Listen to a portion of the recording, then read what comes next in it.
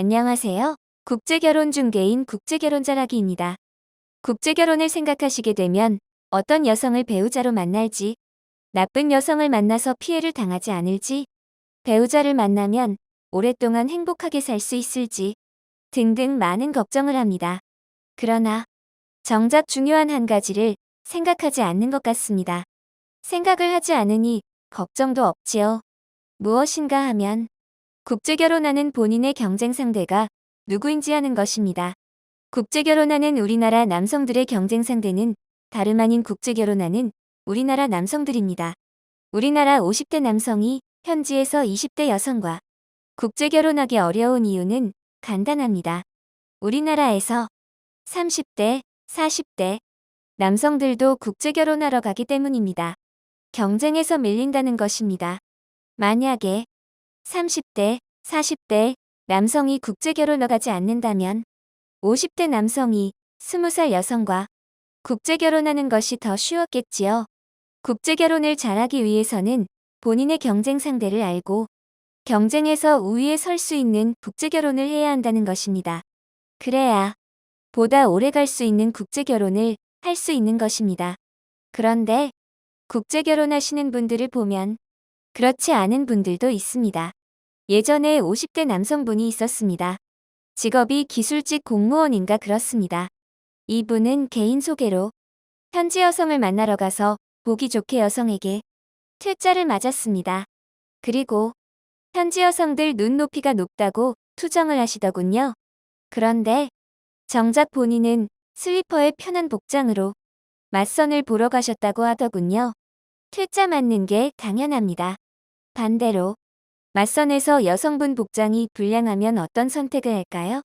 이런 경우 그렇게 하시면 안 된다고 말씀을 드리면 배우자를 만나면 달라질 거라고 말합니다. 배우자를 만나면 입국하면 달라진다고 합니다. 문제는 위 남성처럼 슬리퍼 끌고 맞선 보면 나중에 잘하고 싶어도 잘할 기회가 생기지 않을 것입니다. 그래서 달라질 거면 배우자가 결정되기 전에 달라져야 하고 결혼 생활 전에 달라져야 한다는 것입니다. 그렇다고 무작정 최상이 될 필요는 없습니다. 어떤 분은 맞선 볼 때도 최선을 다하고 배우자를 만나고 난 후에도 다른 남성분들보다 더 노력하고 최선을 다했는데 이혼했다고 말하기도 합니다. 이분들의 경우 최선을 다한 것은 맞습니다. 그러나 이분들은 경쟁 상대를 생각하지 않은 경우가 많습니다. 만약 이분들이 경쟁 상대를 생각했다면 그렇게 최선을 다하지는 않았을 것입니다. 경쟁 상대가 10개만큼 하면 본인은 10개나 11개 정도만 하면 된다는 것입니다. 그런데 본인은 20개를 하려고 하니 힘들고 과유불급이라고 여성과 밀당에서도 패하니 힘들 수밖에요. 오늘 말씀드린 것이 별거 아닌 것 같아도 경우에 따라서는 본인의 국제결혼에 많은 영향을 미칩니다. 맞선에서 여러분들이 어떤 말을 하고 어떤 옷을 입고 어떤 행동을 하는지에 따라서 배우자가 달라질 것입니다. 국제결혼 후에는 배우자의 말이나 행동이 달라질 것입니다. 이것을 달리 말하면 경쟁 상대보다 못하면 안 된다는 것입니다. 국제결혼을 경험하지 못한 분들은 경쟁에서 우위에 서기 위해 맞선을 볼 때나 국제결혼을 진행할 때 어떤 말을 해야 하고 어떤 행동을 해야 하는지 어떻게 풀어가야 하는지 잘 모릅니다. 당연한 일입니다. 국제결혼 한 번 해봤다고 알 수 있는 것도 아닙니다. 이런 것들은 국제결혼 중개인들이 잘합니다. 왜냐하면 국제결혼 중개하면 옆에서 보고 듣는 것이 이런 것들이기에 경험이 많다는 것입니다. 그 경험을 여러분들 것으로 만들어야 한다는 것입니다.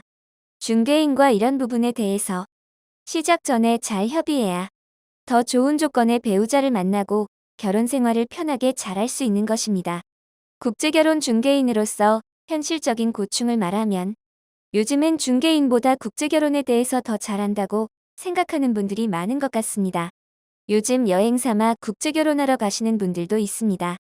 여행 삼아 가시는 분이 국제결혼에 대한 준비를 하면 얼마나 할까요?